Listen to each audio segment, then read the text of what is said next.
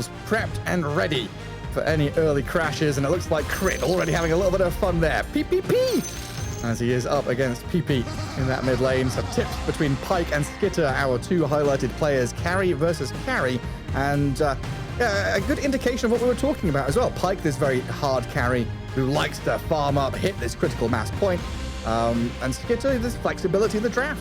Left this Terrorblade kind of open, they chose to put him on it, and I'll show what he can do.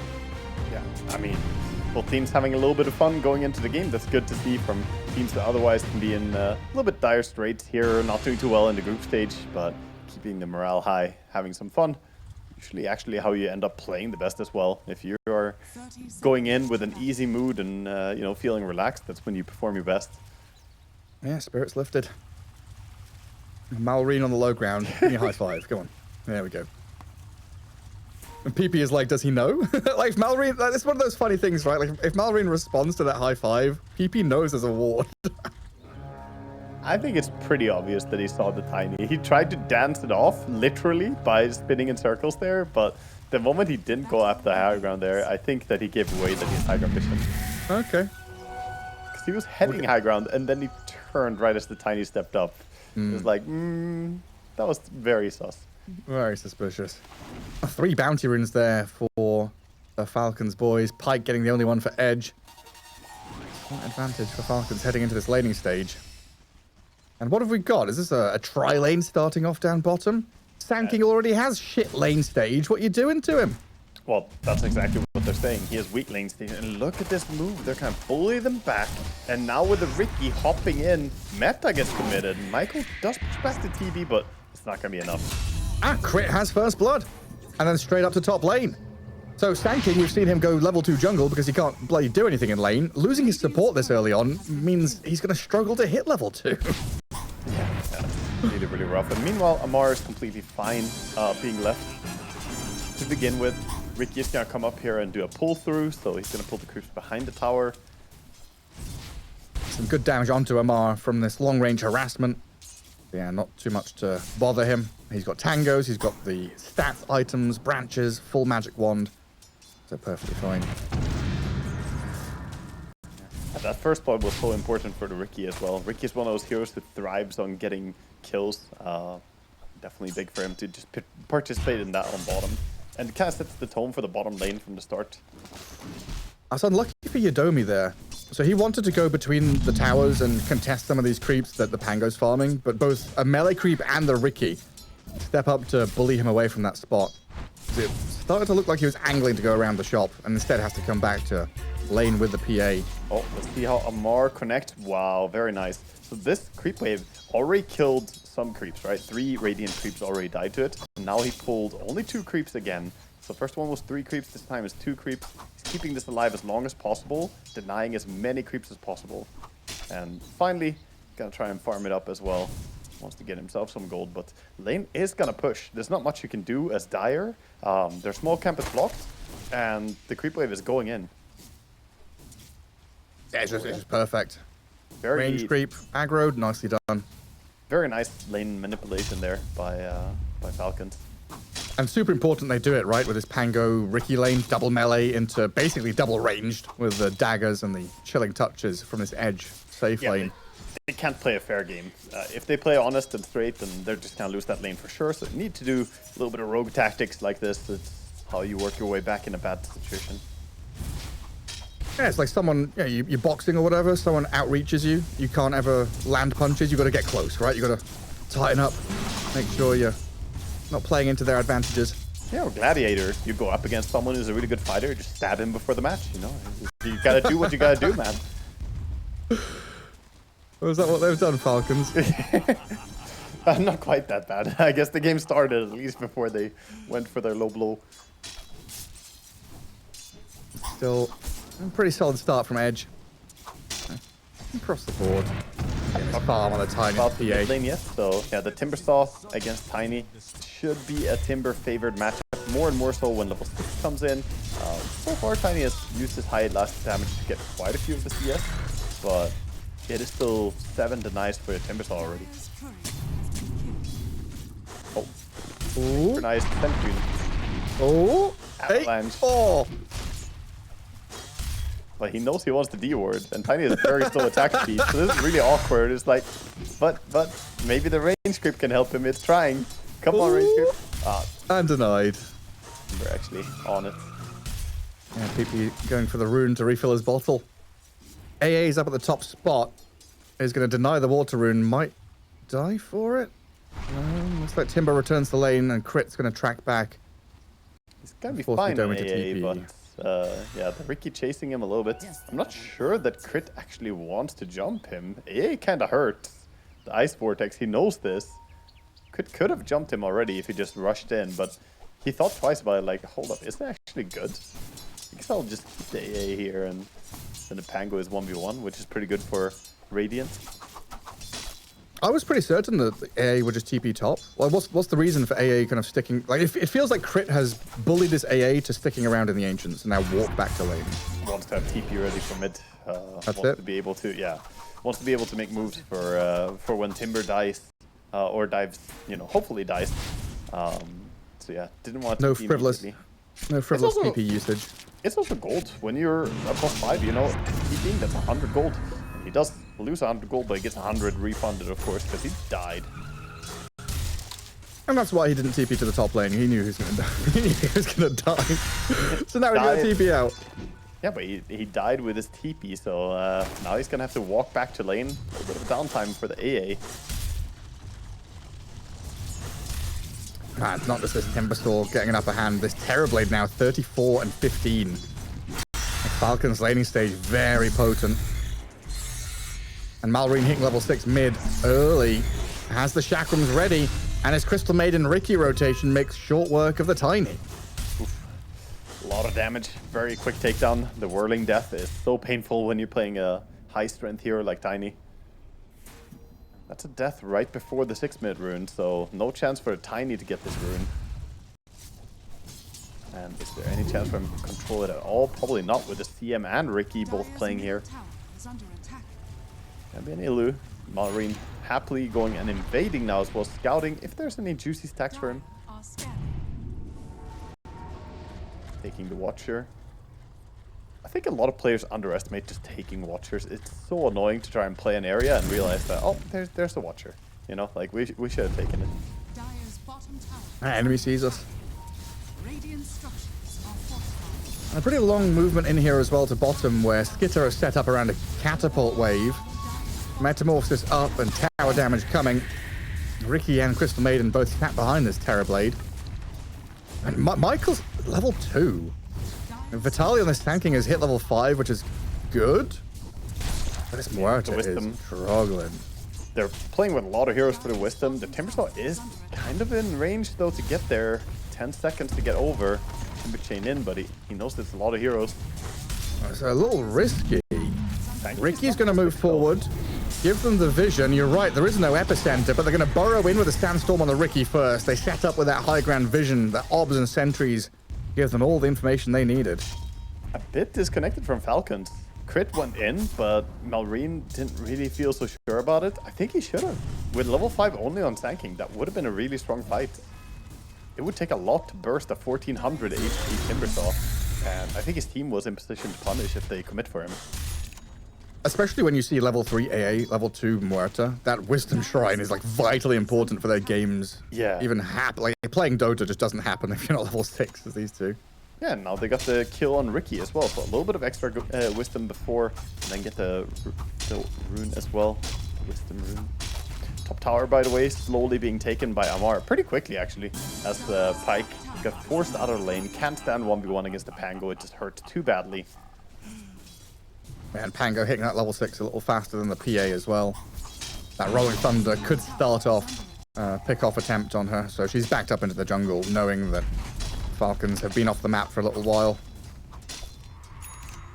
Yeah, with the Null Embracer and Power Treads, this Pango already hits pretty hard, pretty fast, and PA, this is too early to be jungling. Like, look at her, he's trying, but he does manage to shovel up a salve. That's gonna salvage his jungle for a bit. Michael puts down the calling, but that swashbuckle and even a blood. I think Blood Grenade got the last hit on that, didn't it? He chucked it at her. That's why you have it. Steal the kills. It's not theft. It's taxation. Taking time to do a little bit of jungling whenever he has time as well. As top towers finding us are dropping, but no mirror in the moves, right? The bottom tier 1 tower for Radiant still feeling safe, and of course the Terrorblade already took out the Edge offlane tower, so losing 2 towers, not claiming any. Edge falling behind in the early game. And this is a long path to recovery for PA. Get their cornucopia gold now, which is desperately needed. Look at our HP and mana pool. Is this a run to base? It is. I mean, this is just inefficient time. This is time that you know, every second you're walking back to base, you know Terrorblade is out there somewhere farming, not giving a shit. He does not take any damage jungling, 15 armor, you know, he has illusions to tank for him. He is ramping up. It is funny to me that the guy's name is Pyke, P-A-Y-K, and you're saying it's P-A, you know? PA, yeah. But he's playing PA. Yeah, it's P-A, you know? Yeah, PA. No, the YK, you know. PA, you know. The PA, you know. Better PA, you know, than the PA, you know. That's damn right. The hidden PA coming out of the fog, that's a scary one. Edge still going to get a bit of dewarding, re-control their Ancients area, but this is the only spot on the map that really feels comfortable to them, as we see Falcons spread out and play 3 lanes. There are 2 timings they're playing for on Edge. They're playing for AA level 6, and they're playing for Blink Dagger on Sand King, and, well, Blink on Tiny, but that's far away. And right now, they don't have AA ulti, so this is a completely safe Pango, no way to kill him. But until then, they really have 0 moves they can make, so they need to let this AA get some experience on mid. Don't steal its XP, go away, course. You need that AA ulti or you're finding 0 kills on this map. And meanwhile, Falcons feels like they could strike anywhere at any moment. The Ricky with his little invis, you know, just sneak around. Tango's have defusal. It feels like Falcons have taken their foot off the pedal a little bit in terms of shutting down the Sand King, and I guess good props to this Sand King for catching up and getting his net worth to where it is. Surprising though, he is top of the cores out of this dire team. And Tiny and PA. It's fun. What happens when a bit crowded up here. That's what happens when you get shoved into jungle early as PA. Like, it doesn't feel good. She can jungle decently, but you need a few levels first, a few items. Ideally, cornucopia and maybe even a broadsword before you start going to jungle. So this is a bit of a slower route. They got the AA level 6, immediately smoke up the Tiny and AA. Pretty potent duo, but they need help if they're going to kill off something like Timbersaw. If they bring the PA, maybe. They're going towards them. Oh, he's not going to get brought. A smoke from Falcons. I mean, this is such a key type. So they're trying to protect the PA with a smoke move up top. They don't connect. Now they've got Sand King Blink, so I'm curious to see if we see a smoke out of Sand King and Muerta from the bottom. Amara's going to grab the Arcane Rune at the top spot. Ice Blast. That's off the mark. Quick dodge. Very nice there from Amar. Gets to his side. That's A ulti on cooldown and a big rotation that was swing and a miss. And now we get the dive. Past the tier 1 tower onto Michael. Catch up to him. Muerta dead. Avalanche tossed onto the Ricky here, but Crit half HP going to jump back to Timber and stay alive for now until the Epicenter Burrow Striker comes in. Turn around, Rolling Thunder though, and Pyke's PA getting crashed. Oh god. Oh, Malrine! He's done it to him. A triple kill. And we knew that last pick, it could be a Timber, a Razor, something funky for them, and Malrine shows why that Timber is so feared. Tip between the 2 players there that absolutely punished the positioning. Beautiful damage coming in from Timbersaw, but the setup was there from Amar, so he gets the tip for just clumping everyone together with his Rolling Thunder. And look at this Epicenter. It's without Blink, so it's like he eppies and he walks after the Ricky like, yeah, you got the Ricky, but no damage onto any core from that epi. Wait, look at that. Am I crazy? Where's his Blink? Oh, Courier died? Oh, his Courier died with it? I'm sure I saw him buy Blink Dagger, or maybe I'm insane. Yeah, you're oh, it's there, it's there. Yeah. Damn. So did Ricky snipe his Courier? I'm unsure. See. Yeah, I'm not Must sure. have been. It says his Courier died, but it doesn't say who killed it. I think neutrals may have killed it. Sometimes when you're sandstorming, neutrals can aggro onto creeps. It wasn't the hero that killed it, so it was either lane creeps or jungle creeps. Damn, that's really unfortunate. And now Pyke up on top, getting blown. I mean, this game is very quickly getting out of control. I'm worried for Edge right now because you're thinking this game is hard. You're being run at by a Timber and a Pango. Ricky's scouting you out. It's annoying. You're losing out on your timings. And then you think, wait, hang on a second. There's a 5th player in this game. There's a Skitter Terrorblade that we haven't seen in 10 minutes. Yeah, indeed. The Terrorblade is, he's getting massive in the jungle, farming up, and also having this much issues against the Timber before the Aghanim Scepter does not bode well for when the Axe comes in. And that's one of the great tools for surviving AA ulti, is that even if you get AA ulti comboed as Timber, you can activate the Aghanim Scepter, get Barrier, protect yourself from the Shatter effect, basically, or from going low enough to get shattered. And there's nobody with a Dispel. No, they don't have any luxury of that. And nobody really wants to buy like a Yules or anything like that either, do they? Technically, they have a Dispel. The Ice Blast dispels after, it triggers the Shatter. So Great. If you just kill the target, if you kill the target first, they will get dispelled upon the death. There you go. Great. That was great news, that. Yeah. Where are we? Minute 15. Tormentor bottom right corner. And Edge actually swinging up to the top left. They're just chasing ghosts. They're up there trying to find Falcons with his Blink Tiny, Blink Sand King, but Falcons are down in the bottom right corner now, looking at the Tormentor. I mean, they're chasing ghosts, or are they being ghosts? They got Murta and AA, some apparitions and some dead coming back here, but Poltergeist. Ultimately, it's going to be the Tormentor, the Alleviation, the Unyielding Shield, the Reflect. None of it was enough to keep the Tormentor alive. And the glorious green that gets placed on the floor. And we saw Snaking wait until after Tormentor to buy up this shard. You don't want to buy shard, send it out, have it on courier, and then you take Torm. It's like, wait, what? I got shard? Now I have to sell this thing for 700? Snaking on point. I think if you get shard from Tormentor and you have a shard on courier, you should get full refund immediately. You should just, the item should disappear, and you should get all your money back. Well, there's a blow. So they killed Crit twice in the past couple of minutes. No core kills, so it's like it's something for Edge, but it doesn't feel good when you're using Ice Blast, showing your 3 heroes mid, and this is now information for Falcons to go back to farm.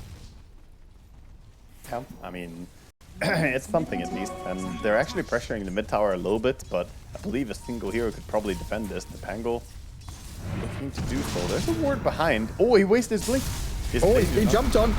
Great setup from Edge. That's a core kill, one they will gladly take. Well, one way is to say he got jumped on, and one way is to say he jumped into the maw of death right there. He went the wrong way. I guess is incorrectly. A good ward behind that tower gives them all that vision. Now, though, Falcons, they've got the Rod of Atos catch on Sand King. Metamorphosis damage. Can he borrow or blink? Nope, not a chance. And look at the little piggy. Crystal Maiden sprinting forward, trying to get a bonus kill. Crit's going to give it a bit of vision, but the avalanche misses. Ice Blast off the mark. Everything and they've got now root and damage onto Tiny. Peepee's caught with his pants down. Crit breaking some ankles there. Nice juke by him coming out. Even the calling miss. All 3 spells just completely whiffed. And that's going to be a quick call for them to just go into roast. Falcons realize how far ahead they are and Snaking, letting it go. 10 seconds duration on that ulti. That's a fair bit of damage to speed up the road. This is also a bad feeling for Edge because they're about to build a 4-staff over on AA. It's like, yeah, that would be nice. You could save people. No. There's Ricky. There's Ricky. And Ricky got that Tormentor shard. So allies cannot be targeted. And extra 5 minus armor is nothing to scoff at as well, because he already has Orb of Destruction and Orb of Life. Oh, he does get the burrow to high ground. Amar, classic. That's a great spot. My favorite. Stupid cliffs. Yeah. Pango players getting stuck. And I mean mountainous terrain, not people called Cliff. I'm sure you're a perfectly normal bloke. Yeah.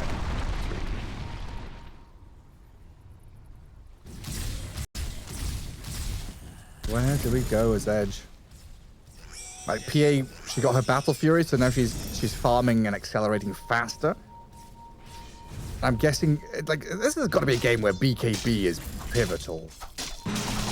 Yeah, it is. I mean, once she has BKB, there's not really anything to deal with her then. The problem is just that all 3 cores are more farmed than she is right now, and they won't be easy kills due to having so many items already. There's a lot of item progression going on, and that tanks them up. The Aghanim Scepter on Timber makes him near unkillable. The Pango now with a blink, so he's a bit slippery. And TB is just always a difficult kill for PA due to his massive armor. One thing Edge do have, though, is that kind of surprise jump from the fog, from a smoke. The 2 initiation heroes in your Tiny Sand King. The Muerta and AA with that long-range damage. If they are in the right position, like this Ancient's high ground, and they get some vision, like onto Crit's Ricky, they can start things off, but unfortunately it's the Muerta who gets blown up, jumped immediately, and no response from Edge whatsoever. The 8 does smoke. He's done it a few times now, this nasty combo, getting rooted and silenced, then minus armored, and then you just get blown up. A nice detail, by the way, is that the smoke actually now increases the damage from the Rolling Thunder. Since it's minus armor and Rolling Thunder is physical, the Ricky is setting up for it. Yeah. Dire's middle tower is under attack. I really wish I knew. This feels like the first time Edge have seen Skitter on the map in all legit 5-6 minutes. They've seen versions of him. Just Illusions, yes. not the real deal. The cheap copies. Just a little reminder, it's like it was the old Terrorblade, right? They used in Dota 1, left hoof prints on the floor that you can see going everywhere. Just little reminders that Terrorblade exists. He still does with the Arcana that he's using. You can see it if you. But in Warcraft, they would stay around, and you could, as an enemy, see. Yeah. Exactly. They were, basically a loose mechanic. Holy, the jump! AOT on support. They've got the Ricky down. Maiden follows. PP gets a double kill. But look at the cores from Falcons running straight towards the Yodomi. They've already taken down Michael. TP out from the AA, successful, but PP, he's down and out. Long-range Terrorblade hits come flying in. Yeah, they're not standing a chance to win the team fight, but still very impressive stuff. They didn't have PA there, and they fought into 5 heroes and managed to kill both his cores and then got out. I think that's a win, let's call it, from Edge situation. Like, this is the kind of stuff that PA will be happy to see while she's farming. Okay, we got the trade, got 2 valuable kills, and look at the amount of gold. There's always, the devil is in the details. The kill on Ricky, 800 gold for killing a Ricky. That's a support, but he gave a lot of gold. More gold than even the Tiny.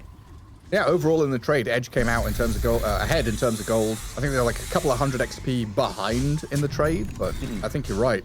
Overall, net positive for Edge. Yeah, and that's with PA finishing up her BKB meanwhile, so she has the first component there. The Battle Fury and the BKB now assembled. And now another one. They're catching this Ricky. Crit getting a little bit too big for his boots, playing very far forward. Yeah, Crit has died a lot this game, actually. 6 deaths, and every single death matters a lot when you're this far ahead. Have to be careful. It's always tricky. This playstyle is not wrong if the game is more even, but when you're this far ahead, you have to be very careful about feeding support deaths. But it is also one of these kind of double-edged swords, right? We see it here as a negative, but it could also have been that positive, which we have seen, where he starts off, they get a kill, they turn it into more. Oh, yeah. And now an opening on the PA. She has BKB ready, half HP being chain stunned up, has to pop it and run. Then Nightfall. Oh, but Muerta is going to be the sacrifice. Michael. Sadly, they have damage even if you're in the ghost form. Timbersaw not short in spell damage, coming out with all that pure damage. Dire are scanning. Yeah, this is looking rough again with BKB on cooldown, even less control over their own field. They actually do want to fight. AOT at the ready.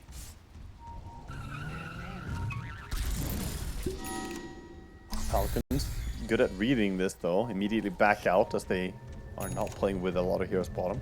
I was going to say, though, is it I guess it is technically a read, but, like, do Edge have any other moves there? They have to come and like be with the PA. They have to play from their ancients. Yeah. It feels like such a telegraphed move that this is happening.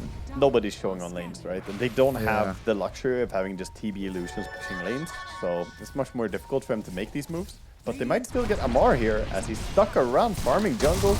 Get greedy. Oh, very nice. Yeah, Michael gets the snipe.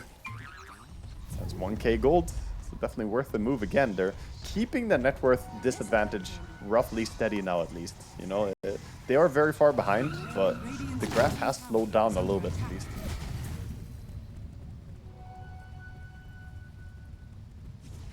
Snaking even printing a lot of money with his shard in jungle. Very good at farming camps very fast. I need someone to release Falcons team comms from this game.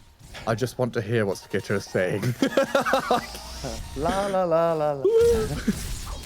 Having the time of his life. It's a carry in his natural habitat, dude. You could probably trick. You know how older siblings used to trick their siblings by just not plugging in the controller. You could trick a carry player that they're playing a real game of Dota by just letting them play against creeps like this. It's like, oh yeah, buddy, you're in a real game of Dota, going from camp to camp.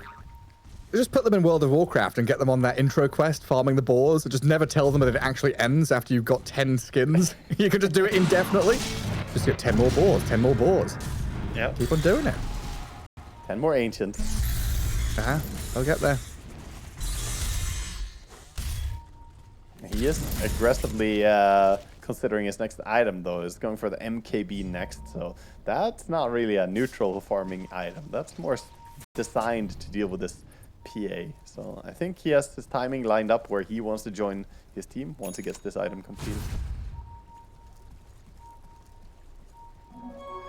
Yeah, he should have bought Radiance or something to break some records. Radiant's middle Full tower farm build. Go full on greed. I do not miss those days. Radiance TD, Radiance Naga, those type of things. Yeah, the Alchemist, Man to Octarine Radiance. Disgusting. Oh, high ground vision into Atos. Crashing in comes the Pango onto Tiny. Half HP. And PP forced out a bit of a distance away. Yules into the sky. There's the Ice Blast in onto the Timber Stores. They come in with the Epicenter. They've turned this one around, but Malrine has a BKB and his Aghanim Scepter going. Shreds through Yadomi. Michael's rooted. Caught up on that high ground and taken down. That looked like it was going to work out pretty well for Edge there initially. They got the silence onto the Riki, who couldn't get the smoke out, and thanks to that, they could target their teammate for staffing to safety. But even so, you can't really fight into this Aghanim's BKB Timber. He's just an absolute menace at this stage of the game. Yeah, like, oh, that's an illusion. PP. I have no idea what I'm watching right now. They don't have Epicenter, they don't have AOP. This is beyond optimistic to think they could kill anyone. Yeah, I mean, PP's gone in real soft there. That is a rough one. The PA And now now. PA, you know, has the BKB just to keep her life up. TP out. Gone out. The fact they tossed an illusion as well. I guess they're trying to go for the real one. But I mean, but even imagine the best case. Even then? You blink in and toss back the real TB, then what? You're gonna burst through his 30 armor with what? No Epicenter? PA right clicks with no Desto even? It's not happening, I'm telling you. That was a panic go and very concerning to me for Edge. I think they should have recognized that that was not the fight anymore. I think Tiny needs a few more levels in Grow or something. A bigger PP would have done it. Yeah, for sure. Yeah. No, just harden it up with a bit more armor. Be a bit tankier. Maybe you don't die there. True. And you always need that bit of protection. And level 3 Grow is both protection and offensively good. Just need somebody to do it with. And so far, Falcons, they do not want it. No. I think Falcons.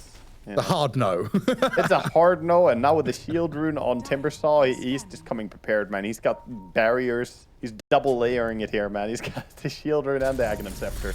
There's no way you're killing him. Impregnable. And now Falcons running to that bottom right corner. Ricky and Timbersaw with a twin gate play from TB, but there was a trap ready and waiting for it. Age is down. I'll see if Edge want to keep on fighting because the wraparound is there onto Michael. Malrine with crit blowing up the Muerta and PA having to BKBTP home. Nightfall, he's doing it again, but sooner or later they're gonna pick up an item to punish these TP outs, but the TP outs are basically punishing themselves. You're losing valuable BKB duration down to 6 now, and always TPing away, going to safety while the lead keeps building for Falcons. Yeah, you bursted the Aegis TV, but it doesn't really feel good. You don't get paid for that. Not even in exposure? Not even an exposure. Nothing. There's no payment. It's just a sad experience for everyone, and then they had to TP home. Exploitation of the masses. One of them died even, you know. It's really a tragic story. The question is, can they find a move again on the Terrorblade now? Because now we know they can kill TB. It's just a matter of doing the exact same thing again. And it's not like Skeeter went there unknowingly. He went there saying, okay, if they kill me, I have Aegis, it's all fine. How are you going to get him now that he obviously will play more safe? Yeah, and the fact that was a 1v5, right? There were 5 Edge heroes into 1 TB. Yeah, that's the point, right? He willingly went into that 1v5 saying, guys, I can reveal their position. Oh, look, they're on me. Hands up, you got me. Glimmer Cape next on the Terrorblade. The good old Glimmer for course. Peter says, you know, the meta is not over. Let's bring it back. Fair enough. We had that little conversation at the start of group stage, right? I think it was a Terrorblade as well. We used to have the Hood TB. We had like Eternal Shroud, TB, Naga Siren, and TB for a little bit. Casual Cloak TB, yeah. Yeah.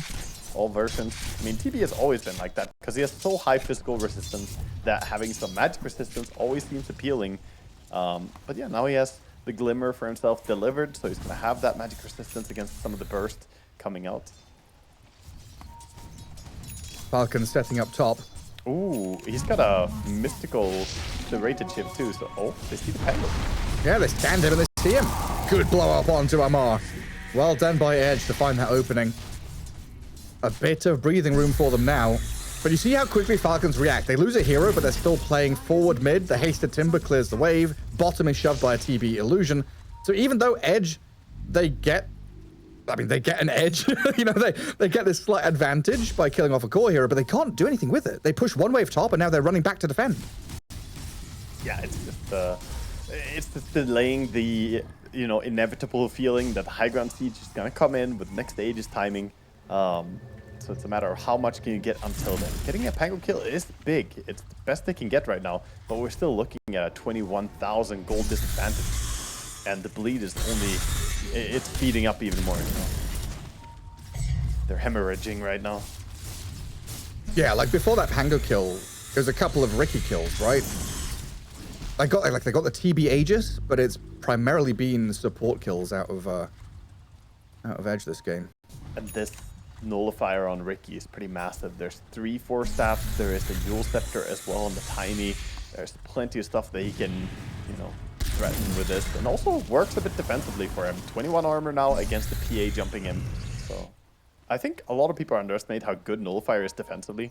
It gives 10 armor. It used to be 5, then they buffed it to be like 8 and then 10. Ooh, arcane rune for the Timber. Snazzy little rune for him.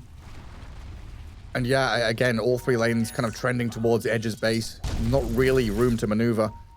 Maybe with some of these next item timings, yeah, they're going to smoke up and play with BKB Tiny. Group up as 4. Try and get this PA to be the... You don't want to be an entry fragger as the PA, right? That's your Tiny tanking AA's job. You want to be that 2nd or 3rd wave of reinitiation, counteract some moves. Just because you need information. You need your heroes to jump in. Not necessarily get a kill, but force your opponents to show their hand. Say, hey, where's the Maiden? Where's the Ricky? Where's the TB? And then PA can go and find a jump. I'll tell you what TB is. He's practicing his marathon, you know, just running away at 517 movement speed. No worries at all as he dodges the smoke gang. Until now, no pro player had touched every pixel on the map until Skitter's Terrorblade came along. Yeah, it's He's just farming all the different areas, you know, using his little illusions for information as well. I kind of wanted to see him get caught there because I want to see how killable he actually is. He has 58% magic rest, 65% physical rest, and then of course the Manta, the Hurricane, the Glimmer, and the Thunder that will just reset his HP pool. And maybe try and go for Amar again. Well, Amar's going for Vitaly this time. Rolling Thunder, crashing in. BKB TP out from the Sand King. Yadomi. Rod of Atos is there. Ice Blast, he just panic clicks. See what hits. Doesn't land on anybody because Crit held it back. Better to fire than to just die and do nothing. Nice try at least from the AA. Unfortunately, not gonna work. Timberstar is just in. Not a worry in the world. No AA alive. He does have to BKB, but look at the damage he's outputting. Flamethrower, spewing fire all over the Sand King. Crunchy little bug, tasty protein for Timbersaw. Beyond godlike Malrine and no buyback on Vitaly. This is just CB stepping up as well with no tanking ulti to defend. No buyback on him for a long time. Rax is gonna fall. This is one step for sure, probably two. AA is up soon. They can look for some pickoff, but there's no way they kill all the core heroes. They don't have the resources without tanking ulti. AA trying to clear out these illusions, but gets punished for it. Might have to BKB. Oh, this is rough. Pike, BKB's very... Oh, dead! No, oh my god! Oh my god. Very close to death, but now has to go all the way back to Fountain, having BKB defensively, and looking at losing another set of barracks here. Still waiting for Sand King. Another 10 seconds, they'll make a go. They have to make a play. Jump in from Tiny, Ice Blast onto this TB, but Skitter steps back, wanders off, and they've lost their Tiny now. Rolling Thunder into the back, knowing Pike has no BKB, crashing onto this PA, forcing her into the Fountain yet again. Amar, he's gonna dodge, gets away from the Burrow Strikes of Vitaly's epicenter. Yes, damage is coming, but they don't have the control to stop Amar from just TPing home. Malrine and Crit now can open up on the PA. They've got the roots and the damage to chase on forward. Malrine is just shredding them. Edge, call GG. You've got no place in this game anymore. Yeah, I don't know if they ever had a place in this game. The Malrine Timbersaw running it from start to finish, 13-0-8. KB never dying, 5-0. Nothing to stop, but we have resumed. We're back into the game. Game 2 between Edge and Team Falcons, resuming on our very screens. Pathetic, no stamina casters throwing to a break. Pathetic, Wago. Who are we? Yeah, I think the player team managers, you know, they ran out and took the power tools away from the hotel drilling going on there. They stopped them. They're like, we have important Dota tactics to talk about here. Have you no shame? Stand on business. Yeah, absolutely. Well, what's going on here? Falcons, they are dire, but they're playing on the Radiant side of the map. Deep observe board in the lane as they wrap around in behind Edge, who have also made a sneaky maneuver into the dire Ancients area. We've flipped the map. Yeah, they effectively just did a bench swap on each other here. Malrine is going to break. They do get to grab on him. He's so far away. They're stalling him. He's done for. Just let Malrine die. And first blood for PP. Fantastic. That's what you want to have. Good start for PP here on this Kunkka.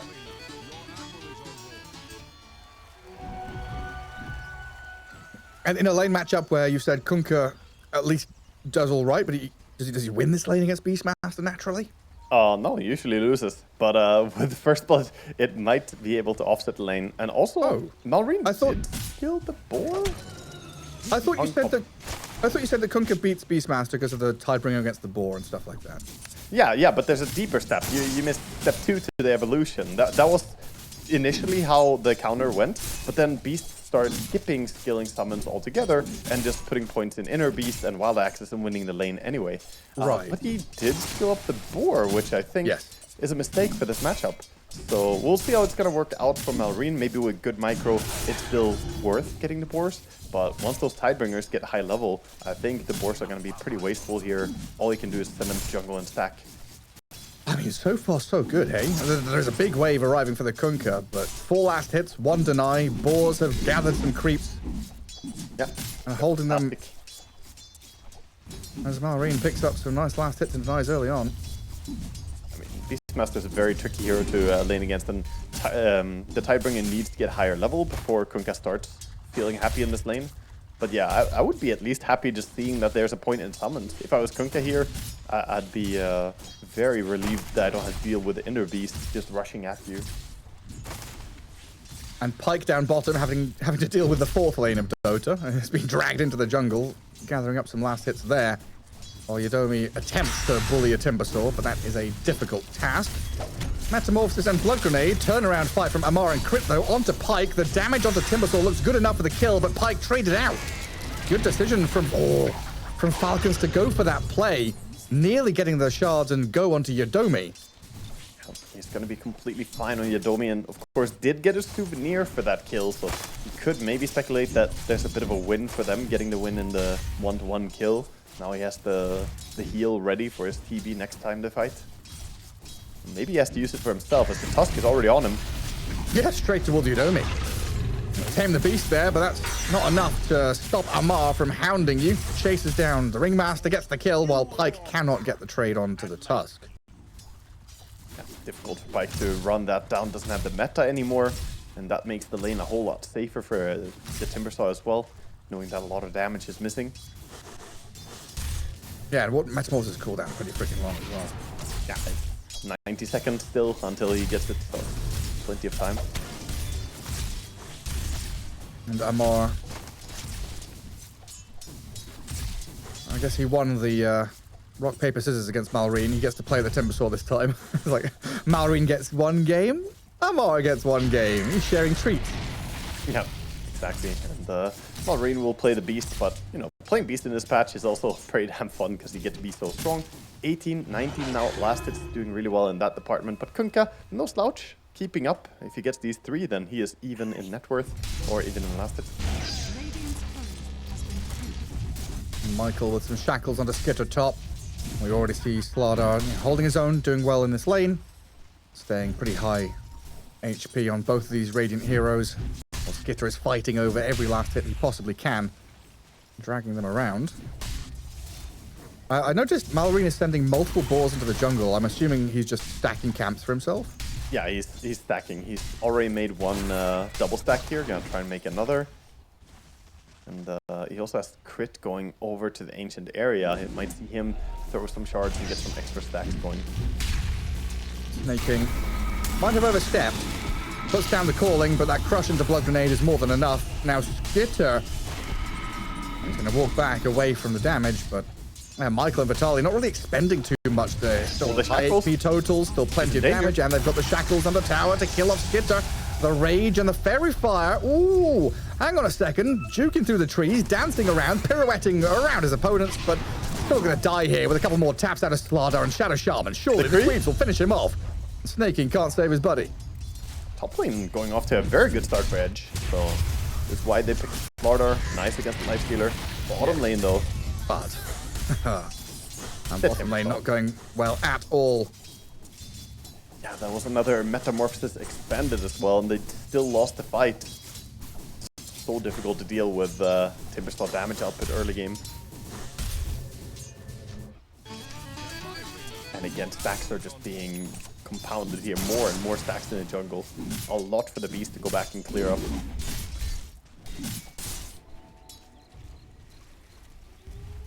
Only 5 minutes in, they already have a triple stack on their big camp, triple stack on the Ancient, triple stack on the other big camp.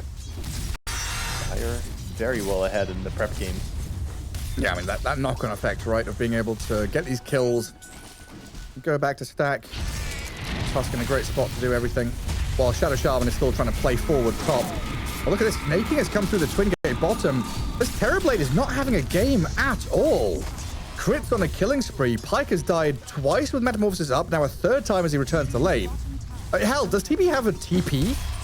He doesn't. He has 30 seconds cooldown, so when he respawns, still going to be on cooldown. Mid lane, the Beastmaster. The boat, snowball save, turn around, Malrine shackled up. They've got the kill. Very important for Edge to find that one, but Crit's not done. With Snaking, they're trying to tag team up onto Yodomi. They'll tame the Beast and kill off the Tusk. Michael with a double kill. Both Edge supports making things work. Yeah, very nice rotation. If you don't have anything going for you bottom lane, at least try and win mid, because top lane already Slardar is off to a great start. If you can now try and win mid with some rotations like this. This could spell 2 lanes 1. And TV, you know, he's better than PA in the regard that he can pop into the jungle super early and be completely fine. Pake is not going to struggle as much this game with the early jungling as he did in the previous game. Dire's top tower is under attack. Radiant's bottom tower is under And now attack. towards top lane, Michael sneaking around with his Invis rune, looking to set up on Lifestealer next. Could go on him here. Hit into Shackle. Chain disabled. Crush into bash into chicken. Skitter. 4 stick charges, but that bash comes very well timed. This is also tricky because, again, going back to the same thing, Lifestealer pretty similar to PA, right? He cannot pop into jungle super early, so he wants his level 6 so he can survive these gank attempts. Level 6 would keep him alive there, but getting there is difficult. Well, the lane that's definitely going well for Falcons, now being ganked by Kunkka. Yeah, surrounded. Now this metamorphosis is going to pay off. They've got the control to kill a Timbersaw off, but he did get the tier 1 already. Yeah, so you get the tower, but at least this clears up the lane a little bit, and TB can get some of the good farm, push out the lane back into jungle again. I like this. Edge is playing way more active than the previous game, and the rotation is looking really good from his support. Yeah, 1k lead, 8 kills to 5. Both supports maneuvering around, thinking about heading bottom to protect TB, maybe thinking about contesting the stacks and the ancients that have been made over on that dire side of the river. I mean, this would be a great invasion because Malrine, he started trying to clear his jungle a bit, but didn't really finish it by any means. Instead, playing around the active runes. Illusion denied by snaking. No bottle refills for anyone. I guess it is only Malrine with a bottle. Yeah. Okay, I get it. And he does rely on mana pretty badly at this stage of the game. He went for the power treads instead of mana boots, but that means he needs to send out quite a bit of clarities and mangles even perhaps to get extra farm rate going here.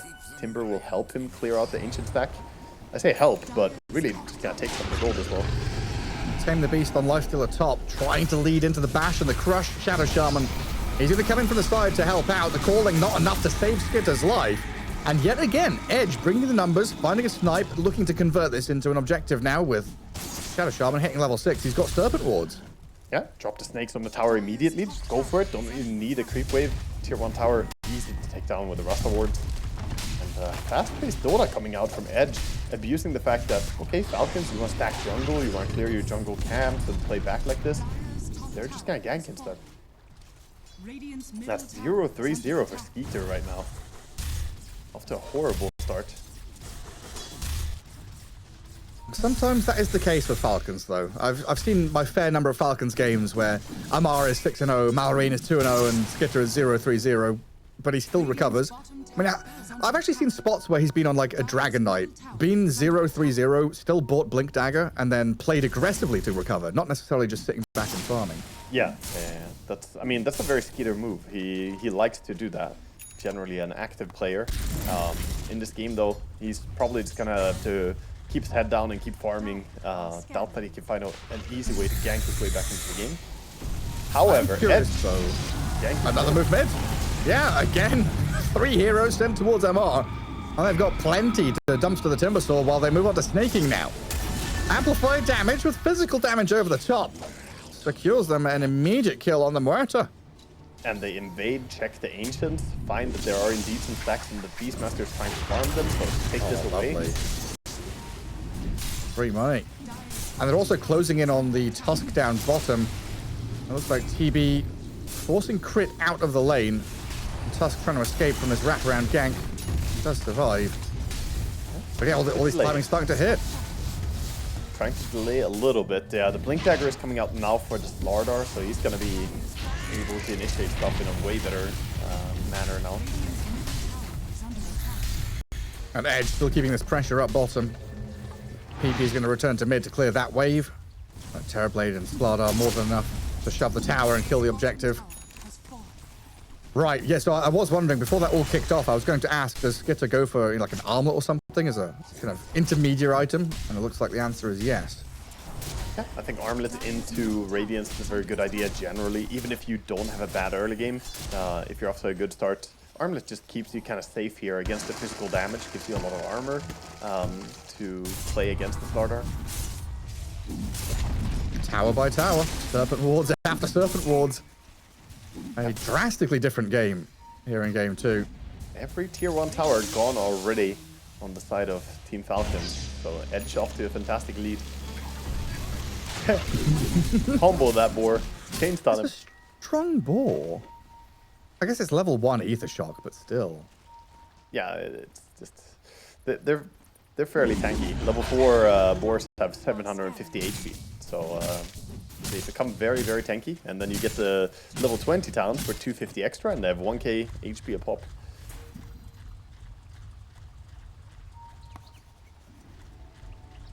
Marine farming his way towards the Aghanim Scepter right now on the Beastmaster. Only 900 gold to go. Amar is looking like he's going Crimson Guard this game. Get more armor.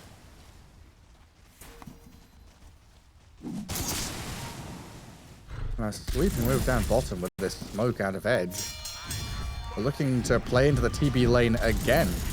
A little surprising since there's no tier 1 here. Amar probably feels pretty comfortable just to sit and farm, but he's going to be met with severe resistance with the Wheel of Wonder, the Slardar crushes and bashes.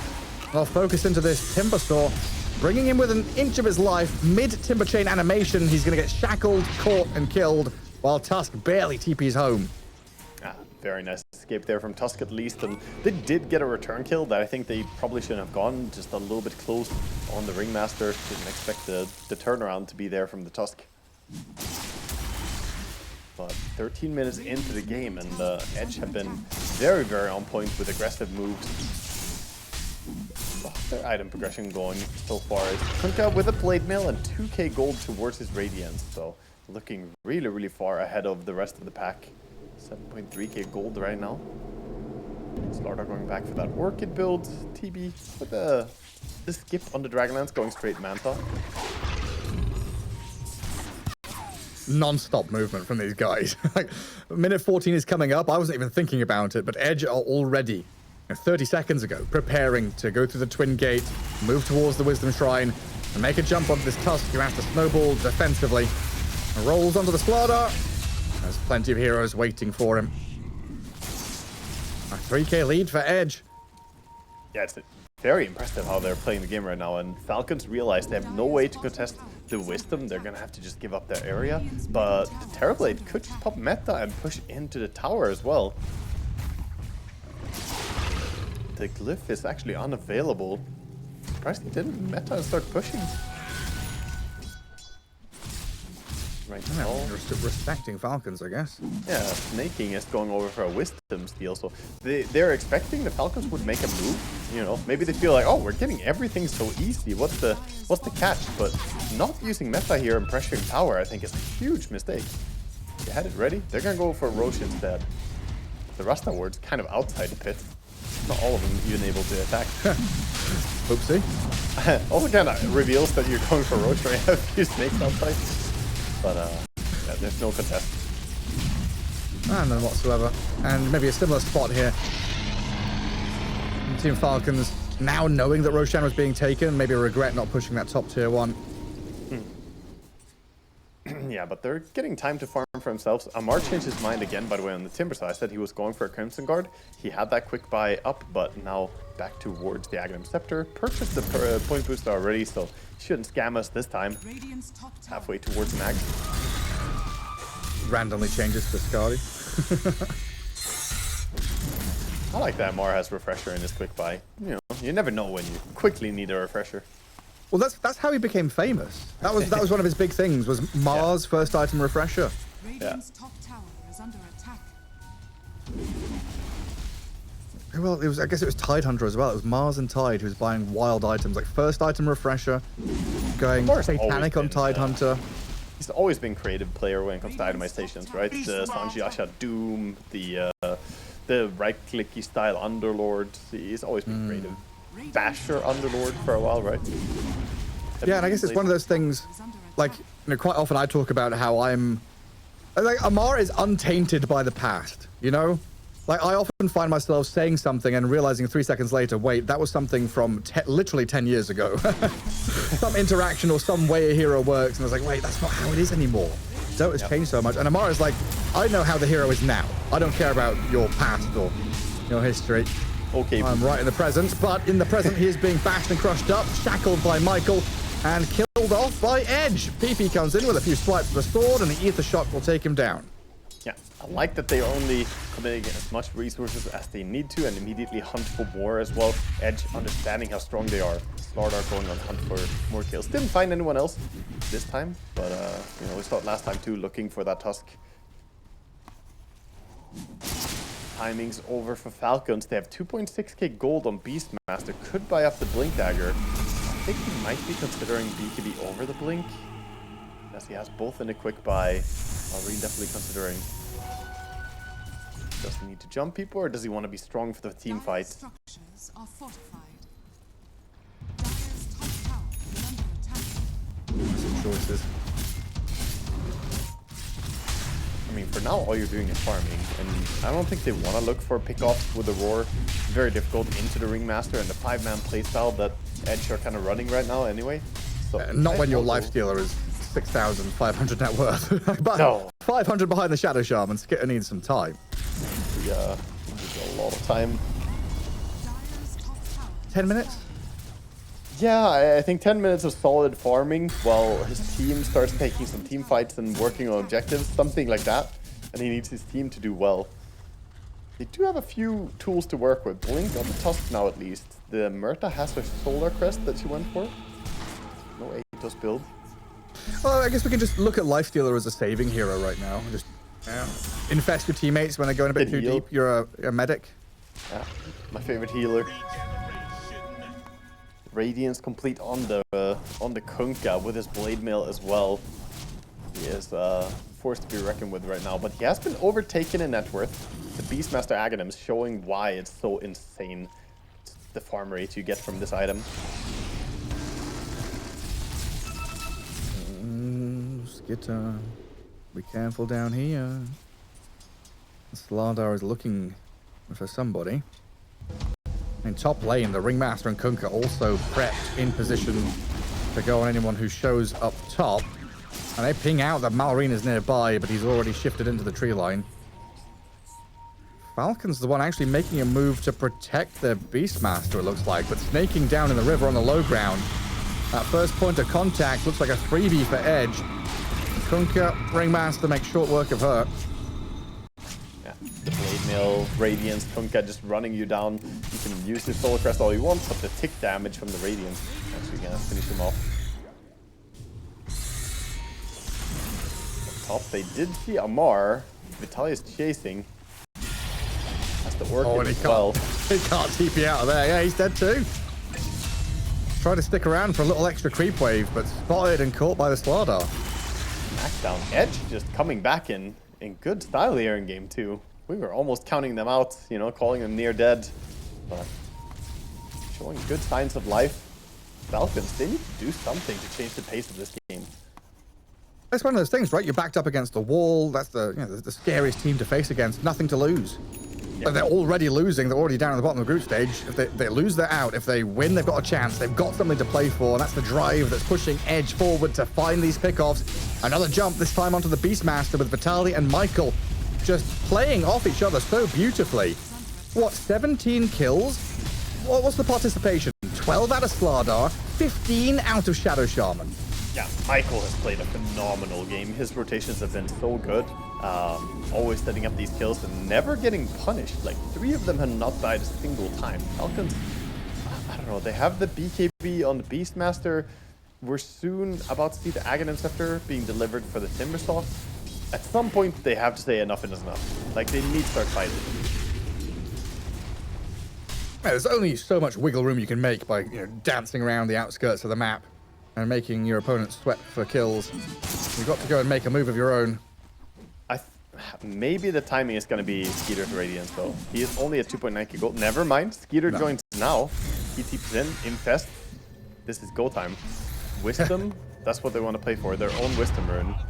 But unfortunately, Edge are not there. They're not. The inventory of the Lifestealer is just, it's just so comical. Well, I mean, he's got money. He's, well, let's look at it this way, Gareth. He's the richest man on the field. He's got gold, Gareth. Great. Just wait for inflation to hit. The shopkeeper puts relic price back up to 4K. Then what are you gonna do? Oh no. Should have bought some assets instead. Should have. Buy some recipes and TP scrolls. Here's the jump though. Man to dodge out the snowball. Ah, hang on a second. He's putting a box and Pike is out of there. Safe and sound. I'll turn the reference onto the Ringmaster instead. Boat is coming in though to save up your Domi. Try and keep this edge side tanky while they'll bash and crush into the Beastmaster. Falcons lose 2 heroes, only get the Ringmaster. Yeah, Ringmaster nearly lived there as well. Good reaction by him, saving the Terrorblade and then almost getting bailed out by his teammates coming in. The Kunkka boat buff. And the fight isn't over actually. The Slardar's still on the pursuit. Looking for Lifestealer, but doesn't really have any friends nearby and realizes it's kind of a hard kill. Showing some mercy to the poor Lifestealer. Yeah. We've all been there. Tell the tale of what happened here. What you witnessed this day. Let him run home, tail between legs. At least it's a signal, you know, the Falcons can still get out and make plays. They are on the enemy side of the map making Edge react, which is, you know, often a win in its own right. Even though they lose the trade, they lose a core hero, it's still kind of pressuring map space. Yeah, at least they got out there. You know, you got to take these swings, otherwise you're just bound to lose if you don't control any part of the map. They opened up, you know, I see it as easing your breathing a bit. When you're this far behind, you push out, make a move on the enemy side of the map. It's like lifting the rib cage of your economy, allowing you to finally get into a jungle, get some farm. The diaphragm, the diaphragm of the economy, just tense and relax. And, I mean, that's what's happening right now. Timbersaw, Lifestealer, Beastmaster, all of them finding some nutrition in the jungle here for themselves. BKB about to be completed for the Kunkka, so this is not looking like one of those Kunkkas that just flop out and don't get their item progression. He is staying very farmed. Oh yeah, he is large and in charge. And then what, Shiva's next for him. We've already got, you know, and seen the Orchid on Vitali with that Blink BKB. And he's ready to go hunting again as the Tusk shows himself for the shards on the mid wave. Tons of control. Takedown. We can see them make a move back to get rid of some of the heroes that are invading top, or they're just gonna take the tower with a snake. Looks like snakes on tower. TB meanwhile farming jungle and still they're getting a tier 2.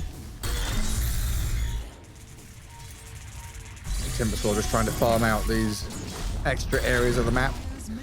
Get some gold which you wouldn't ordinarily be able to obtain. Oh, TB's top. Yeah, Malrine. That's the BKB away from the X mark. Snaking TPs out. So in fact, Falcons, they elicit a reaction out of Edge, forcing a couple of heroes to come top, and they don't lose anybody. Yeah, they lose nobody, go back to base and try to regroup. And I believe they just got the Blink Dagger on Beastmaster as well coming out, so maybe this is a timing to try and do something. They are now playing into a TB who's getting Brooch delivered. Quite a bit of extra damage for him into someone like a Timbersaw. Yeah, I like that he's not just going down the physical damage route, but trying to diversify his damage a little bit so that he can go through the Timbersaw, can deal something to the high armor. But we get into this part of the game, right? 25 minutes in. I don't know, I don't want to be negative, but Falcons are one of those teams that thrive in that, you know, mid to late game decision-making arena where, yes, you've got an 11k lead, but 1 or 2 fights could even the playing field or even swing the game the other way to Falcons. So this next couple of fights, super important that Edge are clean. Yeah, and they're setting it up right now, Falcons, actually. They're moving together, grouping, because they have Radiance complete, Blink on Beast. They have everything they need, honestly, right now. And one single team fight can swing this game pretty hard. Roche is being attempted. Oh, the Roar as well. They're going to be able to take it in time. Where's the smoke? Falcons late to get the smoke going. Are you coming? There in time. They're not coming. They know they're late, so instead they're looking for a pick-off afterwards. waiting with their smoke. Muerta and Lifesteal are not in it. But Amar and Crit, they see Vitali come in. Immediate punch and snowball. Forces the BKB out of Slardar, so he's fine to turn and kill the Tusk off. Now Amar in the firing line. He's going to get X-marked, bashed up, dragged in. The roar comes from Malrine with Skitter jumping out. They're trying to focus the Kunkka. Not sure about this one, because Terrorblade now can arrive and open up. They've munched on Yodomi, so the Ringmaster's dead, but Pike with his Metamorphosis is going to work, forcing Falcons to run away. The Radiant have lost 2 supports. Vitali, hang on, the Slardar, the third about to drop. Malrine and Amar finish him off. Falcons, they lose a couple, but a team fight victory for them as they kill 4 off, and they're still actually pushing back against this TB. I don't know how that turned out so good after Tusk goes in, immediately dies, and I thought that there was miscommunication between them, the Tusk going and the Beastmaster backing out, but in the end they managed to reset into a good fight. Look at that.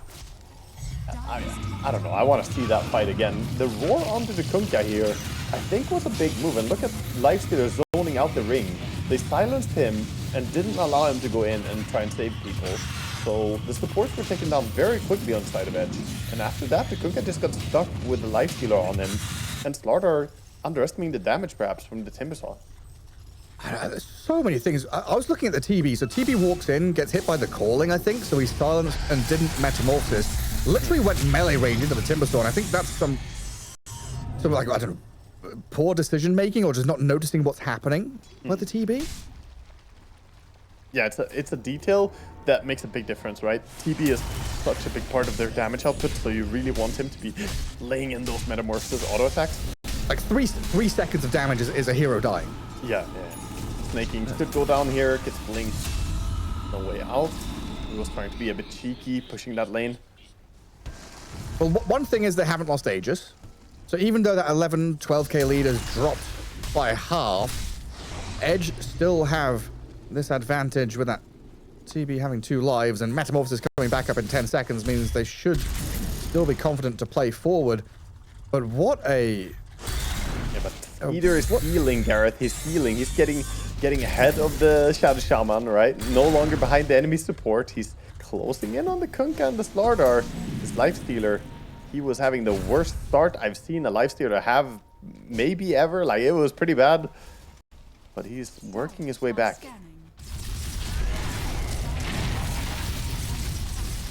It's good to see it's not dented their morale too much. Edge are out across the map, still trying to find moves. Yodomi a little alone up top, though. I don't know what he was intending up here, but he's met by the Falcons' cause. Yeah, The rest of the lane. Edge squad are coming in smoked, trying to arrive pretty hot here as Malrine and Amar in the tree lines. Oh, the Vitali Slardar jumps the Lifestealer. Now they see the Timbersaw to the left-hand side, but he's got plenty of defensive tools up his sleeve. TP out. Good escape there from Falcons as they didn't have either of their supports up there. Could have been a difficult fight to take. You don't have those support tools coming in, no saves, no solar crest buffs or something like that. So you get to pick off and get out. And this game is slipping. Edge only a 4k lead now. You have the Aegis and you're unable to get the squeeze. Falcons are showing that expertise in playing the map, right? Abusing map movement, the little details, how they force people around. 1 minute left on Aegis. Net worth lead down to 4k. I mean, 30 minutes in is meaningless, basically. Pretty much, yeah. And Falcons, yeah, I mean, ready to go now. They can start thinking about more moves of their own, more ways to play with this tanky Amar Timbersaw, but he has been caught out, off guard, alone, without help nearby. And the chase is on up to this high ground where Pike, oh, he's very forward, but inside the calling, and Crit with the runaway, gets the infest and the jump out of danger. Vitali trailing him, though. He's going to force the infest jump out, and Crit having to snowball and try and escape, but the damage from that Terrorblade overwhelming the Tusk. Yeah, it was a tricky fight for them to take if Timbersaw gets bursted like that, so good call to disengage immediately, but that does mean the push is coming in. They have to get the creep wave close. All these auto attacks are pretty useless. Finally, the creep wave here. 40 seconds on the Timber is a long time. Yes, buyback, but we don't see Beastmaster keeping base, so maybe they're just dropping this. Yeah, it looks like the decision has been made. Mid lane of Barracks gone. bottom lane. We'll see if they come to defend this, though. This is gonna be 2 lanes though, if you don't defend. This is really worth 2 lanes to not use the buyback and Beastmaster TP. Beastness running behind now. Lifesteal's behind the enemy lines too.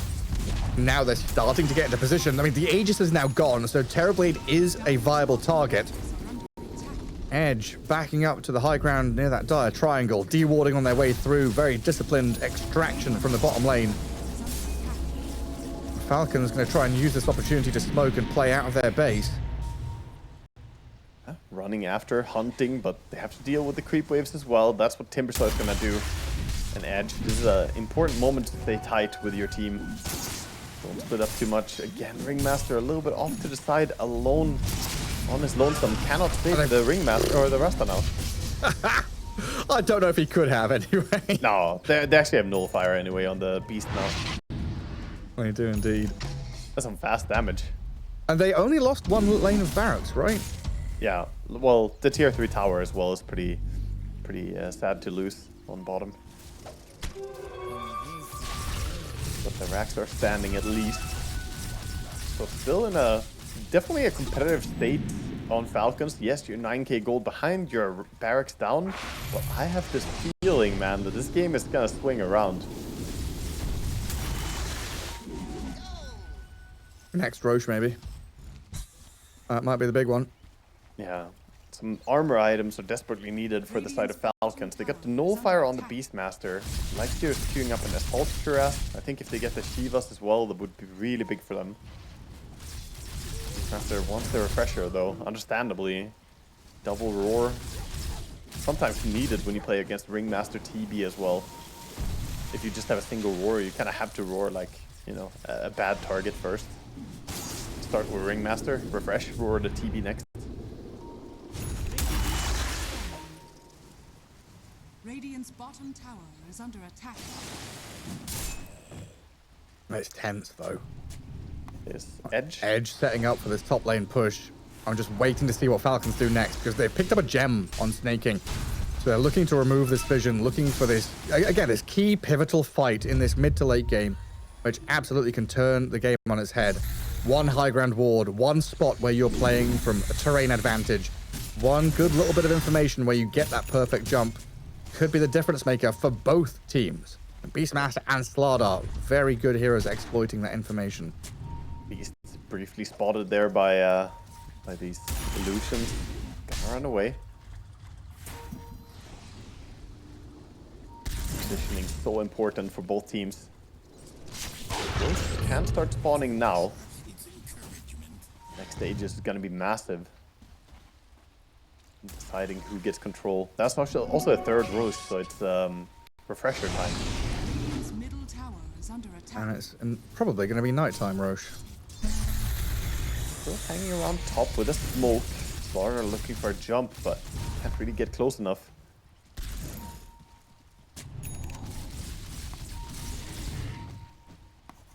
Now going towards the Ancients. Oh, Malrine snaking. One of them in the wreckage, I think. Oh, yeah. Oh, he gets off Pierce the Veil. And they get the raw jump on the Terrorblade. Hang on a second. The turnaround here, trying to save him up. Pike, where's he gone?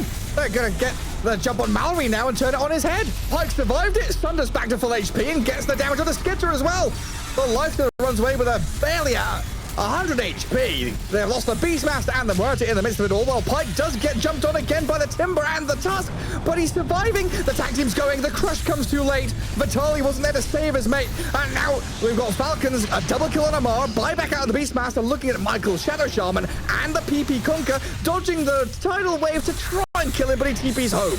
Crit will be able to snowball back, save his life, and get the takedown on the Shadow Shaman. Oof. That looked so good to begin with. Saving the TB. I believe they even lotused the snowball there with the Kunkka Lotus.